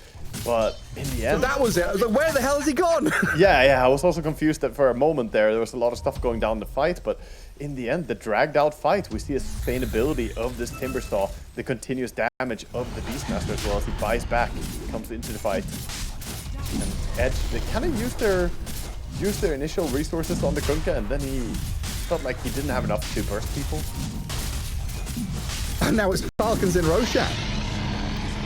I told you, man, the game, it was gonna swing, and here it is. Refresher shard over on the beast. It'd be fantastic to have on that. But that was really one of those fights where you blink and you miss it. So many little details going on. You just got to be like in Clockwork Orange, you know, pin your eyes wide open, watch the reels of madness and chaos in front of you and try and figure out what the hell you feel about it. Yeah, watch the details. And Edge now, you know, they had a big lead, but now 5k gold ahead, and that might not be long for this world with Aegis and Lifestealer and Refresher on Beastmaster. Definitely Falcons are feeling up like they want to make more moves.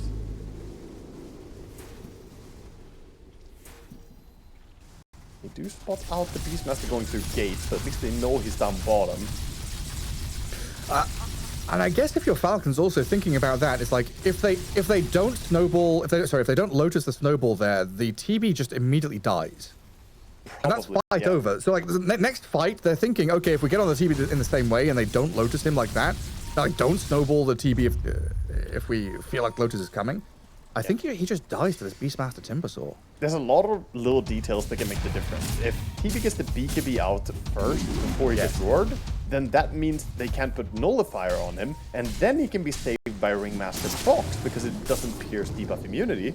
But if he doesn't get the BKB out, then Nullifier is going to stop the box from saving him, so then you're right, then he needs the Snowball to save.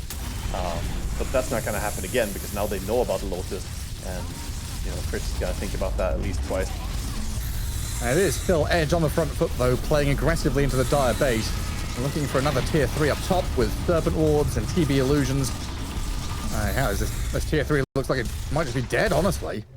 Yeah, it's gonna barely drop to the last hit. Michael does get it. The little snakes take it out. So the base is very exposed for Falcons, but they're so strong now that getting over there and dealing any actual structural damage from here on is gonna be difficult for Edge. We got the tier 3, sure, but Rax is a whole different story. You're gonna prompt a very different defensive response. We have Power Spikes coming up. The Assault Cuirass is 100 gold away for Lifestealer. Massive. Well, Lifestealer's got items. Yeah, he does. Amazing. Still bottom of the course, but you know, he is very relevant with the amount of farm he has. Within striking distance. All the cores really close, apart from Terrorblade, who is, of course, leading out the pack. Yeah. It is such a nice kind of flow, though, this move, right? Dire has Aegis, Radiant play aggressively because they feel strong into that top lane. They get tier 3, then they extract back to their base, where Falcons are readying themselves for a push, trying to play strong with their Aegis and their item timings. All together, 5 versus 5, as Dota was intended. Yeah, and Tormentor on the menu for Falcons. They want to get themselves some shard. Who can get the shard? The Murta still doesn't have hers. It's going to be between her and the Lifestealer. Lifestealer gets it. Unlucky snake thing. Yep, no shard for you. Honestly, the support Agonib's upgrade for Murta isn't that relevant a lot of the time. It's kind of hard. You need to have played the game in a way where you got a lot of kills with Pierce the Veil. Yeah. I don't think he has too many. There's no way to track it until you buy it, other than actually counting throughout the game. But sometimes you track it and you're like, you know what? That would be 14% spell amp right now. That's pretty good. That's a good deal for 1,400 gold. Oh no, Ags used to come. Shard used to come from Roshan, didn't it? I was trying to think, like, did Torment used to just drop the item on the floor? So I remember Baxter playing Marcy and destroying the shard because it was just hot garbage, useless. To drop his net worth lower. Right, yeah. I was trying to remember how he did that, because now Shard gets applied automatically, but it was before Tormentor even existed that he was doing that. Yeah, it was a bit different back then. We've had a lot of changes to Roshan and what he gives and where he lives. Yeah, exactly. Of course. The Refresher always now as well, knowing that you get Refresher is kind of a big change up. Previously, the Aghanim Scepter was such a crazy thing. Some heroes getting an Aghanim Scepter felt like, oh, this just absolutely breaks my hero. The Blessing as well, like being not an inventory locked item. Yeah, exactly. And sometimes you just give that to someone who already had an Aghanim Scepter and you get a bunch of gold. It did take away my favorite interaction though, the Alchemist. If you had Alchemist giving it to someone who had Roshan Blessing already, then you basically made money. Because Hulk paid 4.2k gold, and the Aghanim's Blessing from Roche was worth 5.8. So there was like, you got a money gain because you got refunded the Blessing money. Oh, really? Yeah, you could print money that way. Very, very obscure mechanic as well. So you could basically give Aghanims to any hero, and then have Alchemists give them the Aghanims after that, and they got a big money injection. I use that sometimes to like, get a Hex or whatever on a key hero. That's good stuff. Anyway, hopefully more good stuff for Edge here as they smoke out looking for a pick. They have bottom wave pushing in, so they know someone will have to respond. Lifesteal TP'd away. Could be an awful time for a fight. Yeah, I mean, Vitality's moving in. He's crit escaping.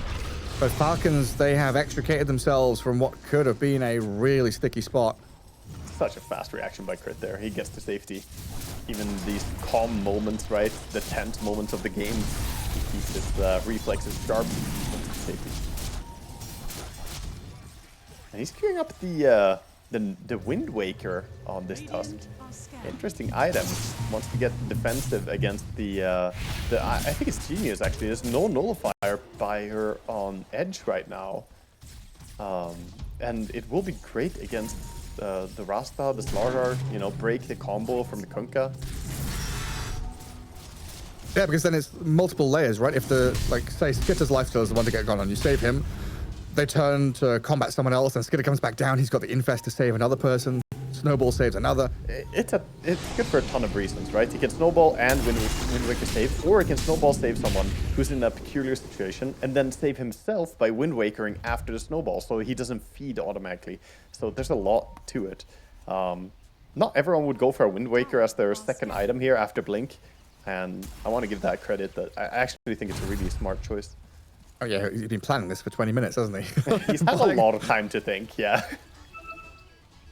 And he's no rookie to playing Tusk. He knows how good this item is on Tusk if it's the game where the enemy don't have dispels. We are entering late game now, though, and I am, you know, 10 minutes ago I was saying I was worried about this flip of the map, the way the Falcons can drag things out and look for these key moments. Now we're in a, you know, net worth-wise dead even game, kills don't matter, the points are made up.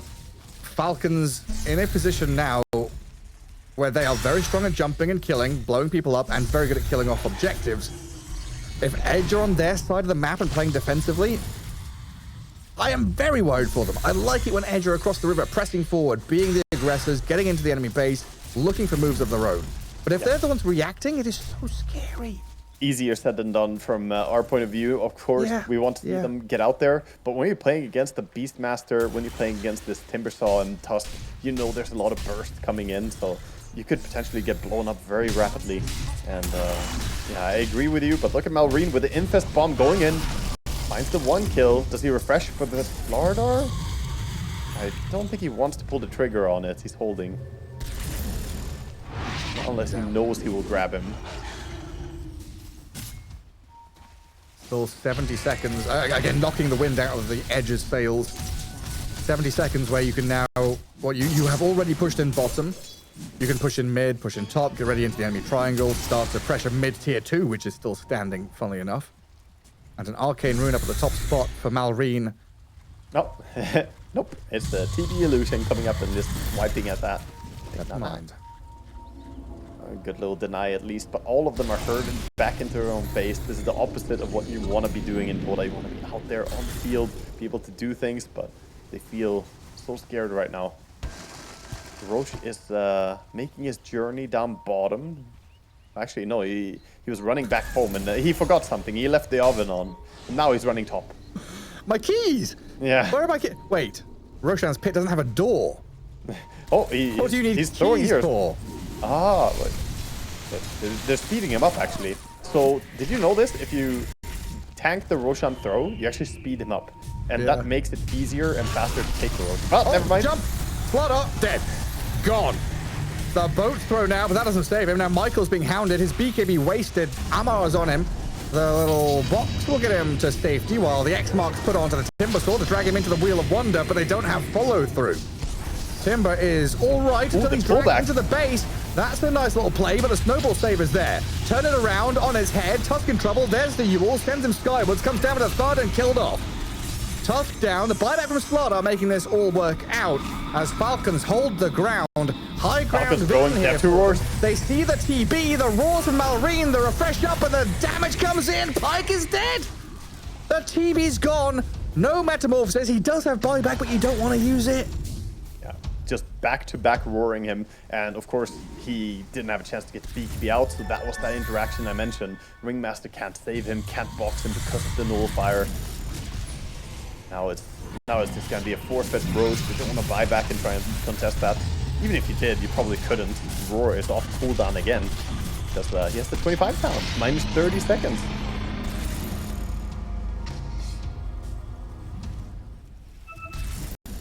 Another refresher shard.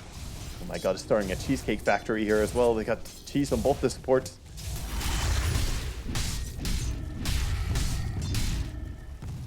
There's tons of it.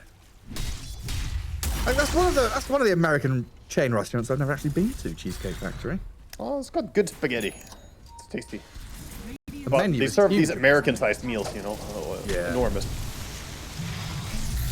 Yeah, I couldn't work that out. Even as a big man myself, I was like, what on earth are you giving me here? Dude, I was bested by it. I was bested. It's like that's that's an adult portion and a kid's portion put together, right? Like, nope. TP up in 20. Probably just gonna concede the top lane here. Don't really want to take a big fight or force yourself to buy back the Terrorblade, so just accepting. The delaying, however they can. Torrent doing a good job. Yeah.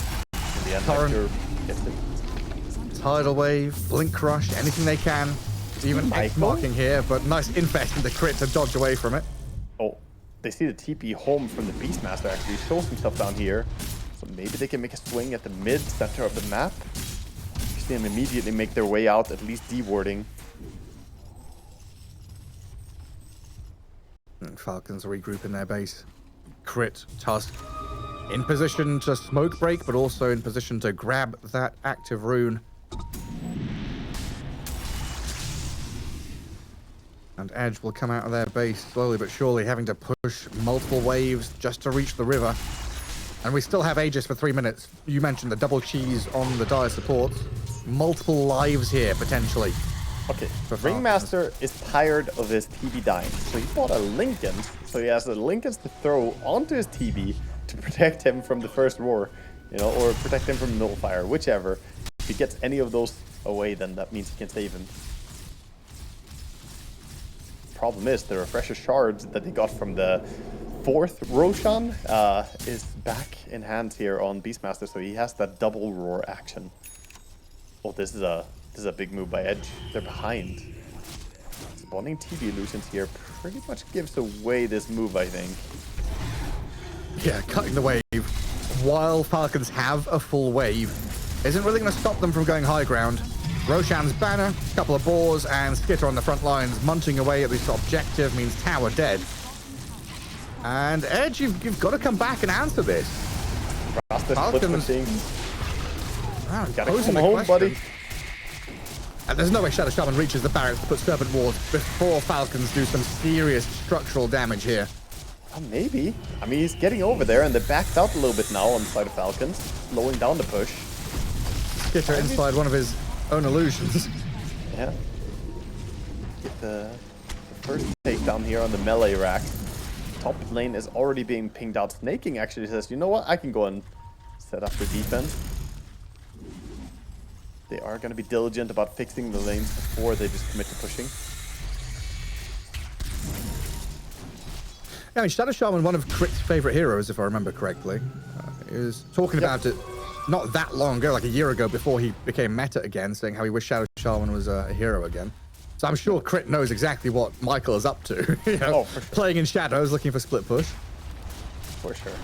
Aegis 1 minute duration on Lifestealer, so he is making no wasted time, just straight up the high ground. Oh, the torrent jump. Vitali gets the catch. First life gone. That is a lot of damage very quickly, but Amar, he is in onto the Shadow Shaman. Malrine there to clear him up as well. Michael dead as Skitter runs back away from this Terrorblade, who does offer a lot of DPS. Aghanim Scepter from Timbersaw pops, and he is getting killed. Enough damage through that minus armor and physical right clicks, with the help of the brooch, of course. He kills off the Timber. Yeah, they back out, resetting. Good fight for the side of Edge. A roar onto Shadow Shaman, not really the target they want to jump there. I don't think he got vision properly on a better target that he could get in range of. Ideally, he gets the Ringmaster or the TB. Those are the two heroes he's looking for. Falcons do know that Metamorphosis obviously used and is on cooldown now, though. Yeah. And that bottom lane looks pretty hefty. Range racks might just die. TB is 7 slotted, by the way. He has a backpack brooch ready to be brought in after BKB gets spent. Does not have the Aghanim's consume yet. I would like to see that, honestly. Get the Fear Wave. As well as a second source of Metamorphosis. Serpent wards in. Eaters on them. For a moment, anyway. Snaking has to come in and clean up the mess, but you've already lost the barracks. Some Torrent, Tidal Wave poking and pulling. Ring snaking a little bit closer. In comes Malrine though. Roar, Nullify, Lowest Orb onto the Ringmaster, so Malrine cannot finish off Yodomi and has to run away. Underwhelming jump there for the Beast. Didn't really get the kill. They get to safety resetting, but they don't have a creep wave. Mid creep wave is too far already. And they did lose that full set bot. Yeah, they lost the range racks as well. Another good defense by Falcons, and there's a double damager in waiting for them as a little prize. Probably just gonna take that and immediately go in again. Could of course wait up for the Roche 2 minutes until he could start spawning. Age's advantage is definitely a real thing here. They still have the refresher from the previous Roche in the hands of Beast, but I mean they wouldn't mind having a second refresher. Give that to Timbersaw. Double BKB, double Aghanim's pop.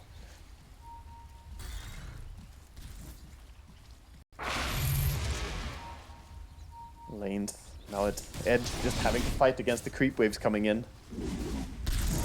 Tormentor. Do you even go for this?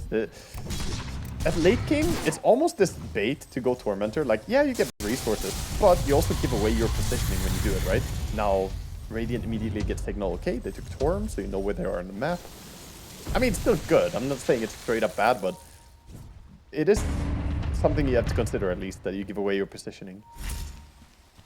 When you're off map, a big part of that is that the enemy are scared, they don't know where you are, can't really push out lane. Yeah.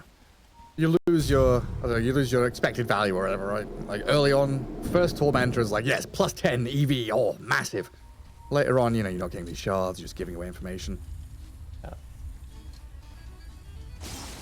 Do we have any blocks of peace being prepared or anything like that? Do we have any Lotuses being snagged up? Looks like I don't think so. Rasta has 3 greater healing Lotuses, so Michael is ready. He just needs a cheese. Maybe he could barter with the Tusk, because Tusk still has his cheese. I don't think there's any bartering between the Radiant and the Dire. The Infest, Roar, Lincoln's blocks it. And Vitali's got his BKB off, but the Abyssal Blade is there. Hex to save him. Michael will turn with damage from TB, but in goes Malrine. Oh, hang on. He rolls up the Shadow Shaman to try and save his mate, and they get the kill on Vitali as PP comes in. Pike stands his ground. Good damage out, but they need more control. Without the Shadow Shaman and Escladar controlling them up, it's very difficult for Edge to stick on a target. So Falcons, they run back, they run forward, they kite things out. Guerrilla tactics to get themselves even further forward here to maybe find a bonus kill. Oh my God. Pike and Yodomi are back into their base, but now they're without a Escladar for 100 seconds. That Lincoln's on Beast was crucial there, because he roared into the Lotus that was on the Ringmaster. Good Lotus play by Kunkka, but sadly didn't get payoff from it, as the Lincolns on Beast blocked the reflected roar. That's what it was. Yeah. I heard the Lincolns pop and I thought, oh shit, Malrine's fucked up here. He roared into a Lincolns, but then I was like, no, Shadow Shaman's stunned. Yeah. It was a Lotus back into his Lincolns. Passing Lincoln Spheres. Both teams having Lincolns and Lotus makes it a little bit confusing in these team fights, what's going which way. But Roche could spawn any moment. It's going to be a pretty early spawn as well. It's going to spawn up top. 8,000 gold on the Terrorblade. You gotta buy something, man. Moonshard, consume mags. What's it gonna be? Blink Dagger even. Get a Swift Link, maybe. Maybe time to buy a rapier at this point. That's what we need.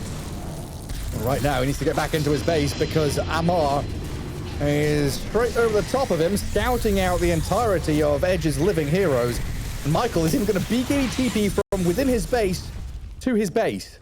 That's not what he wanted from this BKB. The BKB Shadow Shaman wants to get that long channel holding one of the key important targets. And now they're going to back up. They're again going to check up the Roche. Oh, they left their gem in the Roche pit for vision, by the way. That's a tricky little thing you can do. You can put the gem as a gift ground vision. You can leave it in the Roche pit to see if he spawns. Clever, clever. And Roshan rumbles and roars as Falcons will get their hands on yet another set of goodies. Yeah. Looks like they're getting a lot here. Who got the refresher shard this time? Murta has it? Because we have refresher on the beast, the refresher being purchased on the timber. He has enough gold for it. Does he buy out though? Still kind of scary to play without buyback this late into the game. I guess the Terrorblade could take your base pretty rapidly. It's just so wild to see Edge on the back foot this game though. 30 minutes of pretty clear, domineering moves, taking down lanes of barracks, and Falcons have just dragged this one out until we are in that late game decision-making chaos. Yeah, for sure. I mean, it's been very impressive play to get back into the game. They got a lot of value out of their timber stall inside of Falcons, but also Beastmaster being this massive threat, right? The refreshers, we've seen how much he's done with the repeated roars, bringing down the key target. Here comes the potential killing blow as well. Big old smoke from Falcons moving to high ground. Edge. They see Skitter and want to poke at him. It doesn't seem like he cares all that much. And hang on, nullify and a bit of damage from TB Illusions. A little spooky for Skitter. He does wander back from that tier 3. Dragon Scepter could be purchased up by the Lifestealer here. And Malrine. Malrine is ever ready for the jump. There's a link, as they could break that though. Ooh. Goes back to safety. And Skitter rages up straight to high ground with Amar in tandem, taking down buildings and zoning away Edge, but he has been dragged back into the grasp of Edge. The turnaround from Malrine, though, kills off the Shadow Shaman, easy as you like. And Lifestealer with his second life going to get tagged up by the boat. The Scardy from Pike, but the Snowball Saver's there, dragging Lifestealer a little deeper into the fight, maybe turning onto PP's Kunkka. There's the tidal wave, pushing people around, but he dodges the crush with the Wind Waker, crit BKB'd, and he's back to full HP, he's fine. So Amar can now get into the back lines, deal with the support, force PP and Yodomi all the way back to Fountain, while Pike is struggling to find a place to stand. Amar, half HP, tanky BKB, gets through it all with a roar here. Again on the Shadow Shaman, clear through Michael, Yodomi's back to Fountain. Falcons have a man advantage and they're looking for buildings. A Thunder brings snaking low, but Pike can't finish the job.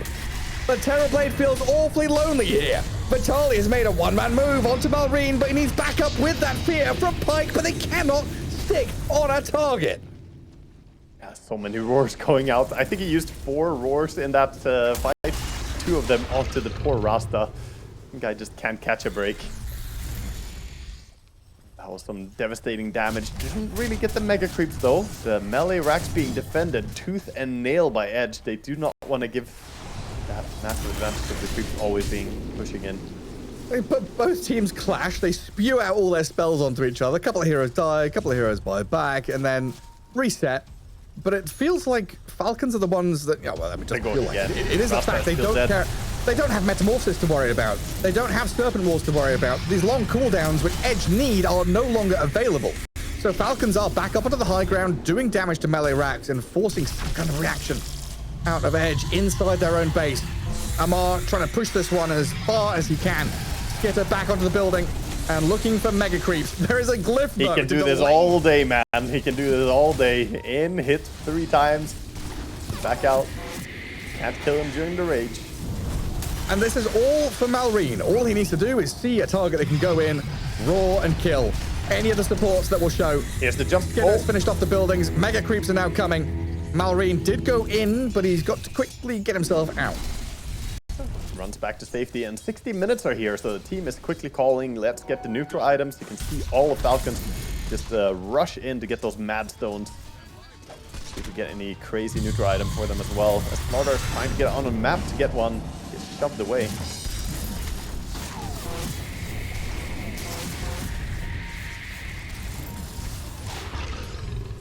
A little worrisome playing outside your base like this.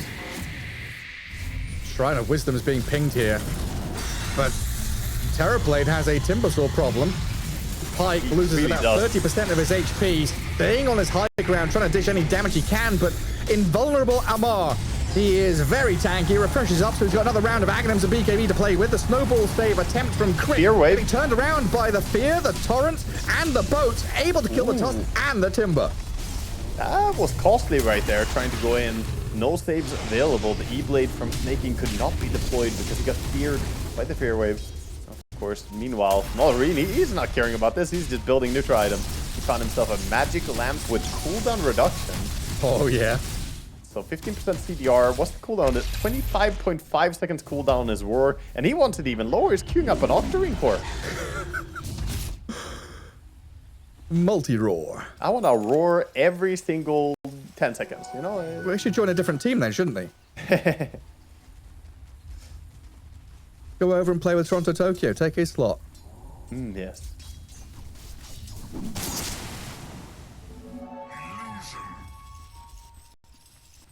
Edge have no tier 5 items. He's happy doing all his roaring in-game, I fear. Right here.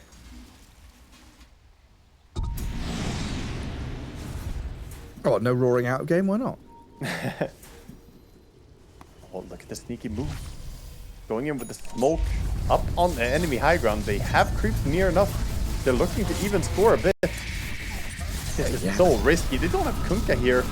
And there's still a barracks top. This isn't mega creeps, right? This is just a lane of racks if they can get it. Rasta is in. Ward's there. Snowball save. The raw turnaround on Shadow Shaman going to kill off Michael. Even though we've got Serpent Ward's down, he's dead without buyback now. Oh, they got the rack. But Rasta is dead with no buyback. 3 minutes. This is such a huge, perilous moment for them. Again, playing 5v4 with all these refreshers, with the Roar, basically taking a hero out of the equation a lot of the time. No Metamorphosis either, right? Yeah, I mean, he has Fear Wave, you know, the short meta. How is that 10 seconds or something? How long is it? 15. They buffed Okay. it. It was 10. Not bad. Yeah, but it's still pretty rough. Oh, now he has a refresher. And we've got a Rapier on Kunkka. It is do or die now for Edge. We've been saying how it's been do or die for them this entire day. In group stage day 3, they need victories or they are pretty much out of here for DreamLeague Season 26. So the Rapier Kunkka, the jump from Vitaly, the Terrorblade with a refresher, going to try and Metamorphosis and go in, but they've lost their Slardar. Vitaly has buyback available, but when things happen as quickly as that and Falcons slam a hero into the ground, I don't know, it's a struggle now. Yeah, and they're just going to rinse and repeat, right? So we have 18 Oh, he found Roshan's keys. He found Roshan's keys. keys. He found them. It's the keys he left in the summer house. Very nice. Please return them to sender. There they go in the bin. Yes, we have a little bit of a moment of respite here. 2 Book of the Deads here for Falcon. They could use those to just siege in. Also have Magic Lamp over on the Murta and on the Beastmaster, of course. Very, very tricky spot as Radiant still operating with very limited neutral items. They got the Minotaur Horn, but it's just on a Ringmaster. You know, you wish that this was on a bigger hero. You do indeed. It's also funny, Crit. I've been saying his Wind Waker is just a Yule Scepter. He's not finished the Wind Waker off. Yeah, he had it queued up, and now he has the recipe purchased. It's on the courier. As he did spend his buyback, he can finally use all his money. He went back for BKB. But yeah, a lot of changing. You know, the players update their choices as the game progresses. There's Rapier on Kunkka, though. See if he can deal any damage in this fight. With the Daedalus, could look for those big crits. It's down to him and Terrorblade now. 35 seconds, no Shadow Shaman. Falcons, 5 alive. Vitaly Slardar can return to the battlefield with a bit of cash thrown at the big man, but the buildings are falling quickly And here. it's falling. It's Ditto dying. killing Guys, T4s, multiple Necrobooks on the field as well. They've roared the Terror They don't Blade have up. lift. They've killed all the Necro units. Massive AoE destroys all of the creeps arriving at the throne, so it is alive at half HP. Is that second Lift. rapier? Second rapier coming to Kunkka. And in comes Malrine though, looking at the throne. BKB'd up and killing the building. That's all that matters in Dota 2. Hero kills, creep kills, who gives a shit? It's all about the Ancient in the middle.